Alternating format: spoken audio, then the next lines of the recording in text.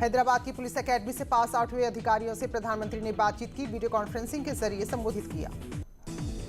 प्रधानमंत्री ने कहा, हर चीज को व्यवस्थित किया जा सकता है, हमें अपनी जिम्मेदारियों को समझना होगा। प्रधानमंत्री ने यह भी कहा कि कोरोना काल में जिस तरह से पुलिस का मानवीय चेहरा दिखा है, तो पुलिस को लेकर जनता के मन में विचार भी बदले हैं। लद्दाख में तनाव के बीच दक्षिण पैंगोंग में टैंकों और सैनिकों की संख्या चीन लगातार बढ़ा रहा है। चीन ने अपनी तोपों को वास्तविक नियंत्रण रेखा के आसपास तैनात करने की कवायद शुरू कर दी है। भारत और चीन की सेनाओं के बीच झड़प के बाद जिस तरह से भारतीय सेना ने चीन के सैनिकों को खदेड़ा है, तो चीन बौखलाया हुआ है।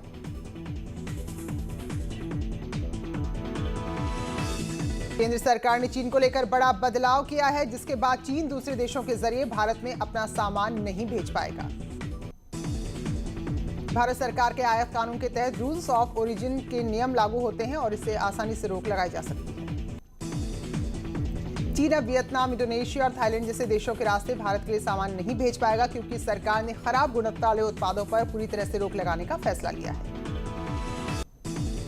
भारत चीन के विवाद के बीच यूपी सरकार ने बड़ा फैसला लिया। मुख्यमंत्री ने यूपी में चीन की कंपनियों समेत अन्य पड़ोसी देशों को बैन कर दिया है।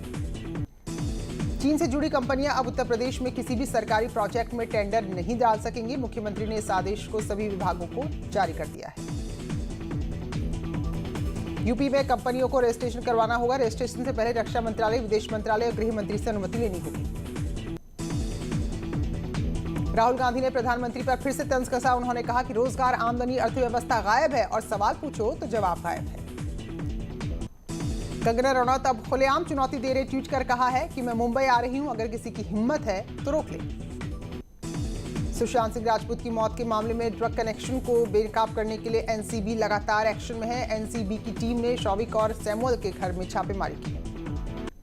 शौविक और सैमुअल में एनसीबी ने अपने मुंबई दफ्तर में पूछताछ भी की है। सैमुअल ने माना कि वो सुशांत सिंह के लिए ड्रग्स खरीदता था।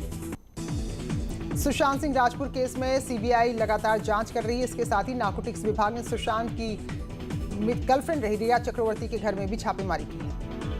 यूपी में अति कुपोषित बच्चों के अभिभावकों को गाय मिलेगी। मुख्यमंत्री ने निर्देश दिए और गाय पालने के लिए हर महीने 900 रुपए की आर्थिक मदद भी परिजनों को दी जाएगी। चित्रकूट मंडल को लेकर मुख्यमंत्री ने वीडियो कॉन्फ्रेंसिंग के जरिए समीक्षा बैठक की। विकास कार्यों के साथ साथ कोरोना काल में इंतजामों की भी जानकारी दी। आजम खान उनके करीबियों की मुश्किलें लगातार बढ़ रही हैं। पत्नी, बेटों समेत 9 के खिलाफ एसआईटी ने चार्जशीट दाखिल की है। जौहर ट्रस्ट के अध्यक्ष हैं आजम खान। मुख्यमंत्री योगी आदित्यनाथ ने कोरोना काल में जंग जारी रखते हुए अयोध्या मंडल के विकास कार्यों में तेजी से संचालित करने के निर्देश दिए हैं। अयोध्या के विकास को लेकर मुख्यमंत्री ने बैठक की। पर्यटकों को देखते हुए अधिकारियों से कहा कि पर्यटकों की आमद ज्यादा होगी, जिसको देखते हुए सुविधाएं भी उस स्तर पर बढ़ाई जाए। नीट और जेईई की परीक्षा नहीं चलेगी। सुप्रीम कोर्ट ने 6 राज्यों की याचिका को खारिज कर दिया है। तो सुप्रीम कोर्ट के फैसले के बाद साफ है कि जेईई और नीट परीक्षा पे तय समय पर होंगी। गैर बीजेपी शासित 6 राज्यों के कैबिनेट मंत्रियों ने नीट और जेईई परीक्षा को टालने के लिए रिव्यू पिटीशन दाखिल की थी।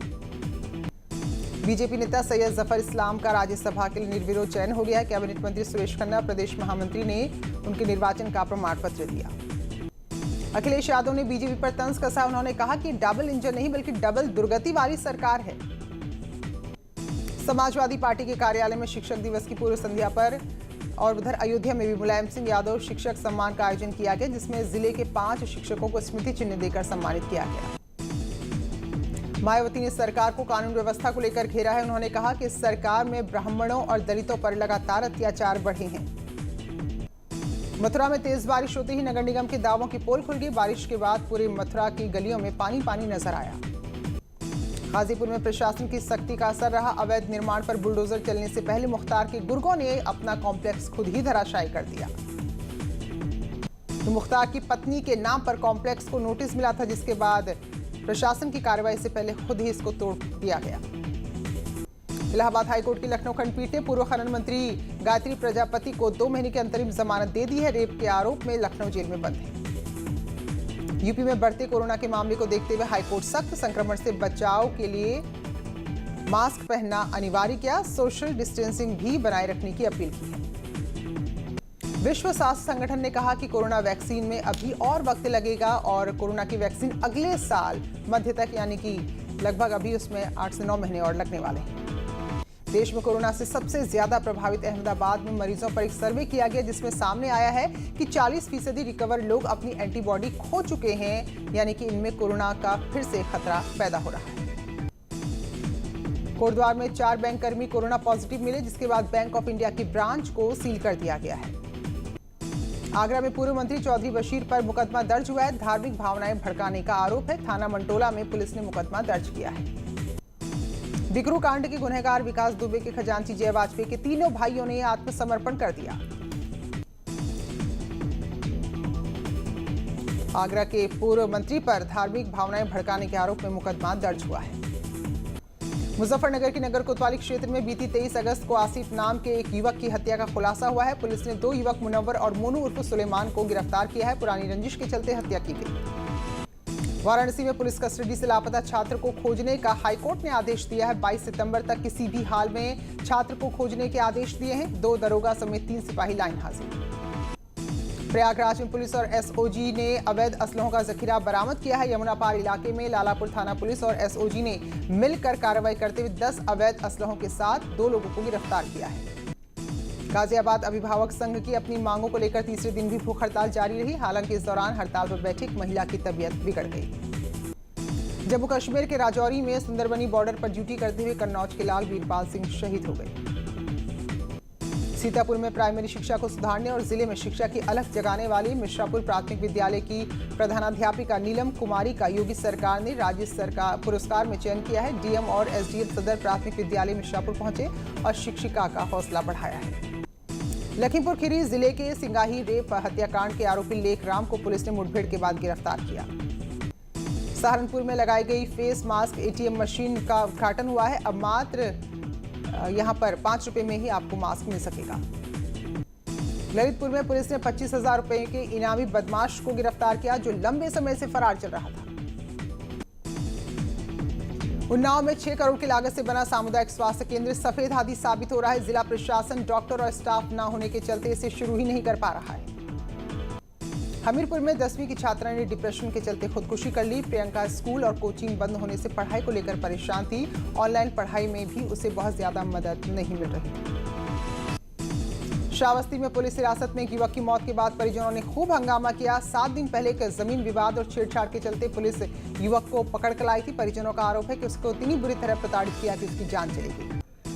कानपुर के बिल्हौर कस्बे के खासपुर गांव में नशे में धुत एक युवक ने खूब हंगामा किया। युवक ने नशे की हालत में महिलाओं पर लाठियां भी बरसा दी, जिसमें कई लोग घायल हुए। गोंडा में रास्ते के विवाद को लेकर 2 पक्षों में मारपीट। 20 सड़क काफी देर तक एक दूसरे को पीटते रहे। इस दौरान महिलाओं के बीच भी मारपीट हुई। खूनी संघर्ष में कई लोग घायल हुए। नैनीताल में 2 टैक्सी ड्राइवरों में मामूली बात को लेकर हाथापाई हुई।